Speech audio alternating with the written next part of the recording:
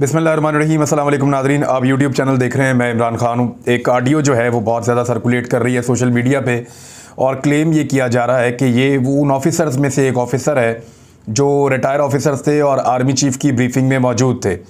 वो जो बातें कर रहा है ऑफिसर, एक्चुअली तो ये इसके ऊपर आप यकीन इसलिए नहीं कर सकते ज़्यादा कि, और इसको बहुत ज़्यादा प्रोपेगेट किया जा रहा है, हर तरफ फैलाया जा रहा है। एक तो उसकी लैंग्वेज थोड़ी सी मुझे अजीब लगी, दूसरा वो ऑफिसर सामने आकर बात नहीं कर रहा और वो ऐसा लगता है कि उसने किसी को व्हाट्सएप मैसेज के अंदर ब्रीफिंग दी है। यानी वो क्लेम ये करता है कि आर्मी चीफ ने हमें बताया कि बच्चे की तरह इमरान खान को साथ चलाते रहे हैं और ये चल ही नहीं सकते थे पहले दिन से और इनकी टीम इंतहाई नाकस थी। फिर ये कहा कि बाहर से जितने पैसे वैसे आते रहे हैं वो भी मैं ही लाता रहा हूँ और वोट ऑफ नो कॉन्फिडेंस में भी इमरान खान साहब फारिग हो गए थे, उसमें भी हमने ही बड़ी मुश्किल से इसको बचाया और बड़ा ज़ोर लगा के बचाया। ये अपने एमएनएस को नहीं मिलता था, सिर्फ अपने चंद चमचों को और हवारियों को मिलता था। इस किस्म के इल्ज़ामात जो हैं वो इस ऑडियो के अंदर मुबैना तौर पे आर्मी चीफ की जानिब से क्लेम करते हुए कि उन्होंने ऑफिसर्स को बताया। फिर ये भी बताया कि मैंने ये भी समझाया कि बुज़दार के ऊपर अपने 22 साल की मेहनत ज़ाया ना करो। ये बात ठीक है, आर्मी चीफ को बुज़दार की तैनाती पे एतराज़ था और ये मैं पहले रिपोर्ट भी कर चुका हूँ कि ये इमरान खान साहब ने इस पर बात उनकी नहीं मानी थी। फिर कहा कि जी अलीम खान को बात हुई कि बना दिया जाएगा वज़ीर आला पंजाब, बाद में उससे भी मुकर गए और शर्मिंदगी हुई। एमक्यूएम वाले कहते थे जी आपकी वजह से, फ़ौज की वजह से हम इमरान खान के साथ हैं, वरना हम कभी ना होते। रूस वाले मामले पे ही हमसे पूछ कर गए थे बेशक, लेकिन वापस आके इन्होंने अमेरिका को चैलेंज किया। हालांकि मैंने तो ऐसी कोई खबर नहीं देखी। इमरान खान तो यही कह रहे थे कि हम सबके साथ अच्छे ताल्लुकात चाहते हैं। वो तो यही कह रहे थे कि अमेरिका हमारा बड़ा अच्छा इत्तेहादी रहा है, हमारे उसके साथ बड़े अच्छे ताल्लुकात हैं, हम उसके साथ ताल्लुकात चाहते हैं, लेकिन रूस के साथ भी हमें ताल्लुकात रखने हैं। मैंने ऐसा कोई स्टेटमेंट नहीं देखा जहाँ पे इमरान खान अमेरिका को कुछ चैलेंज कर रहा हो या कह रहा हो कि इसको नहीं छोड़ेंगे या इसने ये कर दिया वो कर दिया। ऐसा नहीं है, लेकिन ये कॉल जो है वो ये दावा करती है कि अमेरिका को चैलेंज करना शुरू किया, हमने इनको मना किया, मैंने कहा ऐसा मत करो। और फिर उसके बाद तंग आकर आखिर हमने कहा कि अब कोई किरदार अदा नहीं करेंगे, खुद ही निपटो इनसे। फिर एक फ़ौजी ने पूछा कि जी मकबूलियत, उसने कहा 7% से बढ़ के 27% पे मकबूलियत चली गई है। हर दूसरे दिन मेरे साथ राब्ते में रहता है। ये आर्मी चीफ की तरफ से क्लेम है इस ऑडियो कॉल के अंदर। और मैंने उसे कहा है कि तुम मेहनत करो और वापस आओ, हम तुम्हें खुले दिल से कबूल करेंगे। ये कॉल है, मेरे ख्याल में कॉल फारग है, झूठी है। जो लोग भी इस कॉल को सुन रहे हैं, एक तो इसकी लैंग्वेज बड़ी हद तक अमेज़ है इमरान खान के बारे में, और जो आर्मी चीफ को जानते हैं और इमरान खान को जानते हैं, इन्होंने बड़ा प्रोफेशनली चीज़ों को हैंडल करने की कोशिश की जब तक ये इकट्ठे काम करते रहे हैं। कुछ लोगों ने जब आर्मी चीफ से कोई सवाल किया कुछ अर्सा पहले, तो उन्होंने कहा कि अगर आप ये कहते हैं तो फिर आप इमरान खान को जानते नहीं हैं कि वो क्या है। तो फिर अगर आप ये बात पूछ रहे हैं तो फिर आप इमरान खान को नहीं जानते वो क्या भला है। ये आर्मी चीफ के अपने अल्फाज थे। कुछ अर्सा पहले अंग्रेज़ी में उन्होंने एक जगह पे खड़े होकर ये जवाब दिया था।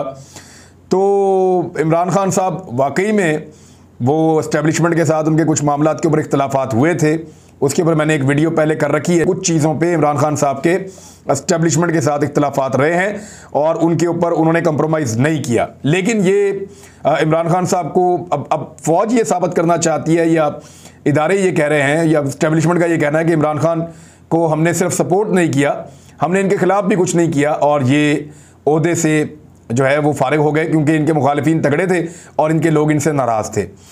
दूसरी जानिब जो है इमरान खान साहब और उनके लोगों का ये मानना है क्योंकि अमेरिका का हुक्म आ गया था तो इमरान खान को निकालने के लिए सारे एक तरफ हो गए। और इमरान खान साहब का एक जुमला भी मैंने आपको कोट किया, उन्होंने कहा देखना कोई रह तो नहीं गया इस मुल्क में जो मेरे ख़िलाफ़ ना हो। अब ये जिन ऑफिसर्स को ये कॉल यानी जो मीटिंग में मौजूद थे उनके हवाले से ये कॉल जो है वो वायरल की गई है कि उनमें से एक ऑफिसर ने ये सारी बात बताई है। लेकिन मैं आपको एक चीज़ बता देता हूँ कि जो हाल ही में हुआ है, ये माजी में भी एक दफ़ा हो चुका है। रिटायर फ़ौजी अफसरान जितने भी हैं उनके ऊपर टॉक शोज़ में शिरकत पर मुखालफत शुरू हो गई है। यानी वहाँ एक तो जो दोनों चीज़ों को आप अलग अलग कर दें, एक तो जो आर्मी चीफ के साथ सवाल जवाब का सेशन हुआ वहाँ बड़े टफ क्वेश्चंस भी थे और बड़े तहफ़्फ़ुज़ात एक्स सर्विसमैन को रहे हैं और जो रिटायर फ़ौजी अफसरान हैं उनकी तंजीमें भी हैं और वो लगातार इमरान खान साहब को सपोर्ट कर रहे हैं और उनका ये मानना है कि एक बैरूनी साजिश के नतीजे में जो लोकल्स हैं उन्होंने मिलकर इमरान खान साहब को बाहर कर दिया है। और वो ये बात बार बार अपने सोशल मीडिया के ज़रिए से वो करते भी रहे हैं और बहुत बड़ी तादाद में करते रहे हैं। तो एक तो वो एपिसोड है, उसको आप अलग कर दें।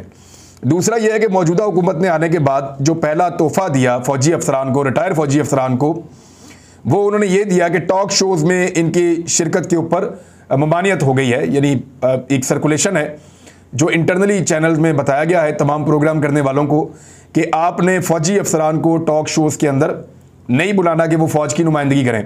ऐसा पहले भी हो चुका है, जब PMLN ने और पीपल्स पार्टी ने बड़ा रोला डाला था कि रिटायर अफसर आते हैं और आके फ़ौज की नुमाइंदगी करते हैं, तो उस पर ये कहा गया था कि ये जो रिटायर ऑफिसर्स हैं ये अपनी इंडिविजुअल कैपेसिटी में अपनी ज़ाती राय तो दे सकते हैं, ज़ाती हैसियत में बात कर सकते हैं, लेकिन ये फ़ौज जैसे बड़े इदारे के तर्जुमान नहीं हो सकते और ये उनके बिहाफ के ऊपर बात नहीं कर सकते। ये बात बिल्कुल ठीक है, फ़ौज के अंदर डिफरेंट ओपिनियन के लोग हो सकते हैं, लेकिन फ़ौज एक ऑर्गेनाइज्ड इदारा है और वहाँ पे कोई भी उसकी नुमाइंदगी नहीं कर सकता जब तक कि वो ISPR का ऑफिशियल आदमी या उनका अपना ऑफिशियल स्टेटमेंट ना हो। लेकिन डिस्करेज किया गया है टॉक शोज़ को और टीवी चैनल्स को कि वो फौजी अफसरान जो हैं उनके हवाले से मोहतात हो जाए।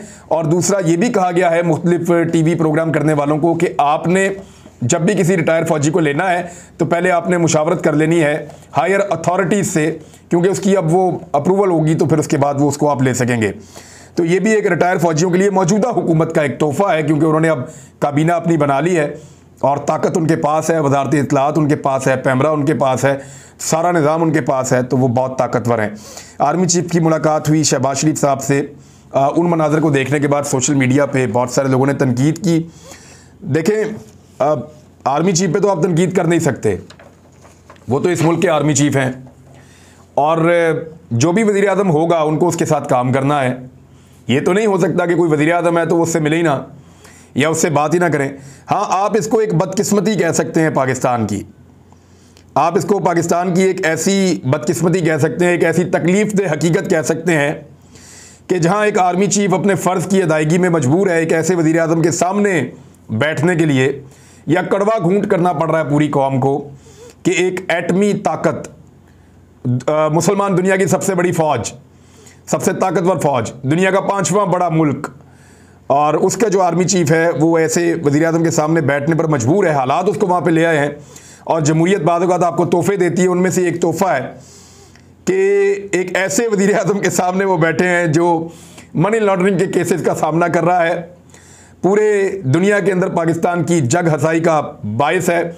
उसके ऊपर दुनिया भर के अखबारात ने जैसी जैसी कहानियाँ लिखी हैं और जैसी जैसी मनी लॉन्ड्रिंग की स्टोरीज़ उनके बारे में दी गई हैं, उसका जवाब ये बंदा आज तक नहीं दे सका।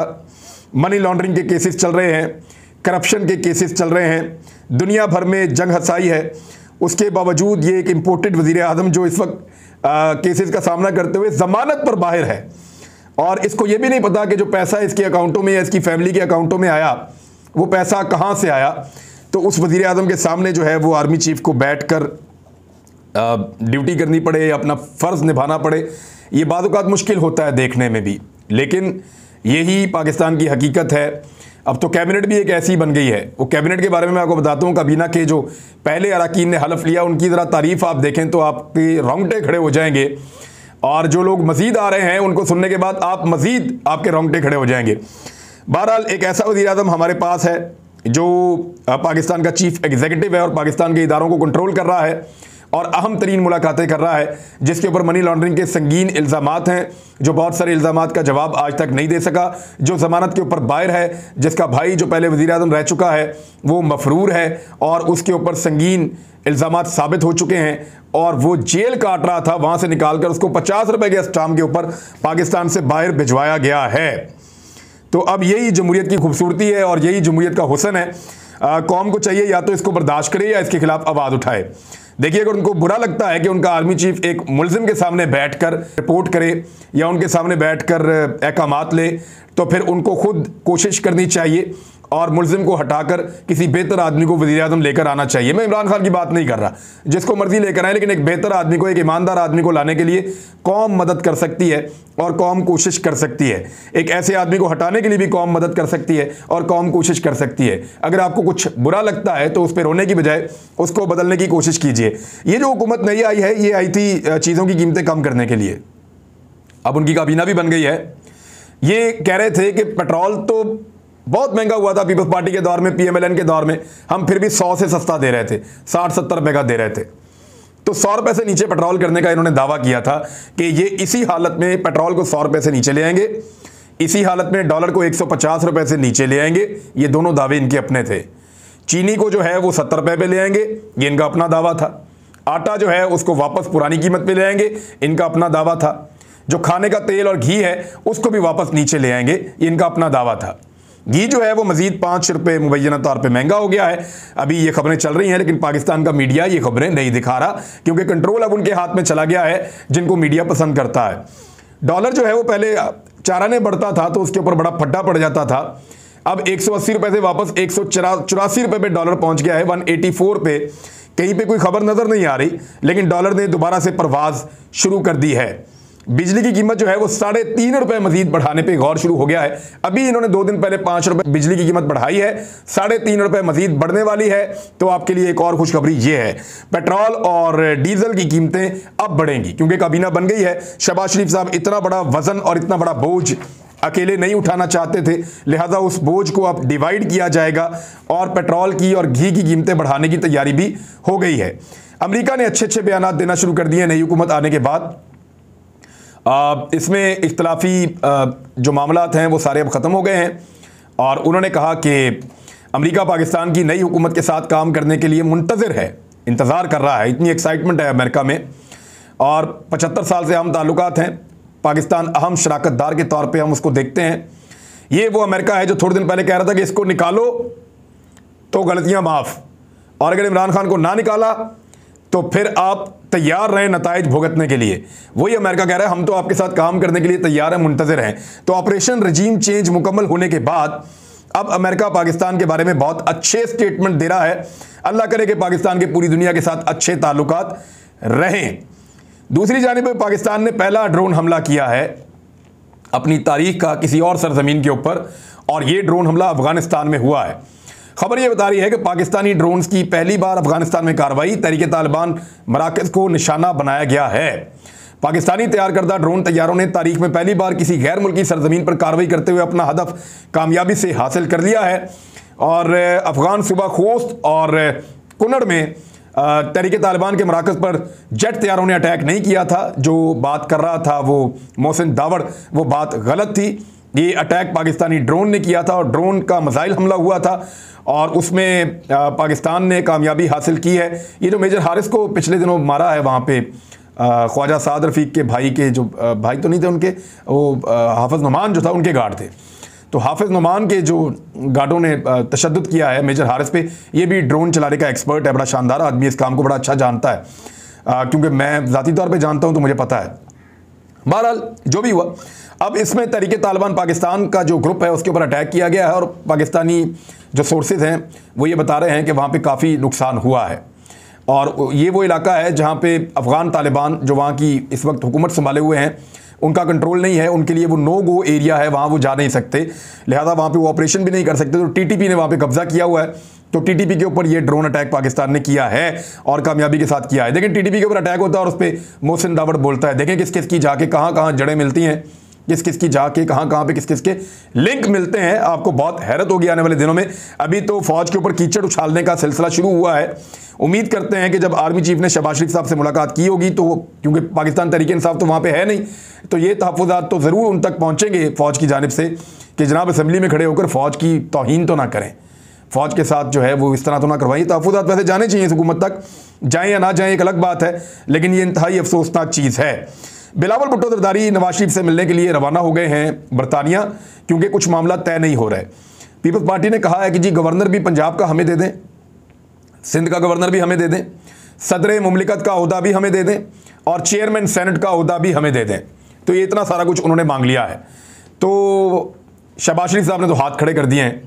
अब बिलावल जा रहे हैं नवाज शरीफ साहब से बात करने के लिए कि चीज़ें देते हो या नहीं देते। काबीना ने हलफ उठा लिया है, और काबीना के अंदर 14 वज़ीर जो हैं वो PMLN के हैं, यानी वज़ीर दाखिला राना सनाउल्लाह, वज़ीर इत्तलात मरियम औरंगज़ेब, वज़ीर कानून आज़म नज़ीर तारड़, मनसूबाबंदी एहसन इकबाल, रेलवे साद रफ़ीक, पार्लिमानी उमूर मुर्तज़ा जावेद अब्बासी, फिर आगे सरदार अयाज सादिक हैं, राना तनवीर हुसैन हैं, खुर्रम दस्तगीर हैं, ख्वाजा मोहम्मद आसिफ हैं, जावेद लतीफ़ हैं, और रियाद हुसैन पीरज़ादा हैं। ये नहीं वफाकी वज़रा हैं PMLN के। और पीपल्स पार्टी के जो वफाकी वज़रा हैं उन पर आप आ जाएँ। बिलावल भुट्टो जरदारी बरतानिया चले गए हैं, वापस आएंगे तो वज़ीर ख़ारजा बन जाएंगे। आबी वसाइल के वज़ीर खुर्शीद शाह हैं, और तजारत के नवीद कमर हैं, मौसमियाती तब्दीली शेरी रहमान हैं, और सनत के वज़ीर हैं सैयद मुर्तज़ा महमूद हैं, और कौमी सेहत के अब्दुल कादिर पटेल हैं, निजकारी के Abid Hussain Bhayo, Benazir income support programme Shazia Marri को मिल गया, समंदर पार पाकिस्तानी साजिद तूरी को मिल गया, बैनुस्सवाई राब्ता जो है वो एहसान मज़ारी को मिल गया, कमरुज़्ज़मान कायरा को अमूर कश्मीर की जिम्मेदारी दी गई है, ये मुशीर होंगे और एडवाइज़र, और वज़ीर मुमलिकत बराए खारजा हिना रब्बानी खर होंगी।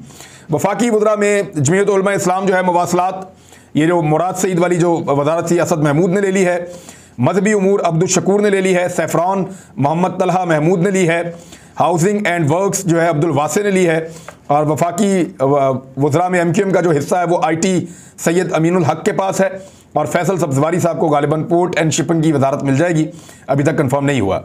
और बलूचिस्तान अवामी पार्टी में एक वज़ीर मिला है, वजारत दफ़ाई पैदावार असरार तरीन उनको बनाया गया है, और वफाकी वज़रा में जमहूरी वतन पार्टी यानी शाहज़ैन बुगटी को बनाया गया है इंसदाद मंशियात का वज़ीर, और काफ लीग के जो तारिक बशीर चीमा साहब हैं वो फूड सिक्योरिटी के मिनिस्टर बन गए हैं, और वज़राए मुमलिकत में आयशा गौस पाशा, अब्दुर्रहमान कांजू, हिना रब्बानी खर और मुस्तफ़ा नवाज खोखर ये वज़राए मुमलिकत हैं, जबकि मुशीर 3 रखे गए हैं। इंजीनियर अमीर मुकाम को अपना मुशीर रखा शहबाज शरीफ ने, कमरुज़्ज़मान कायरा को मुशीर रखा, और ओन चौधरी जो 3 ग्रुप के हैं वो भी शहबाज शरीफ के वज़ीर होंगे। तो ये जी नई कैबिनेट के बारे में मज़े की बात आपको बताऊं, ये आधी से ज़्यादा कैबिनेट जो है वो ज़मानतों पे करप्शन के इल्ज़ाम और मुख्तलिफ केसेस इनके ऊपर चल रहे हैं। तो इस तरह की काबीना जो है वो तैयार की गई है, और इस काबीना का मज़ीद पोस्टमार्टम करेंगे आने वाली वीडियोज़ में। अब तक के लिए इतने, अपना ख्याल रखिएगा, अपने इस चैनल का भी। अल्लाह हाफ़िज़।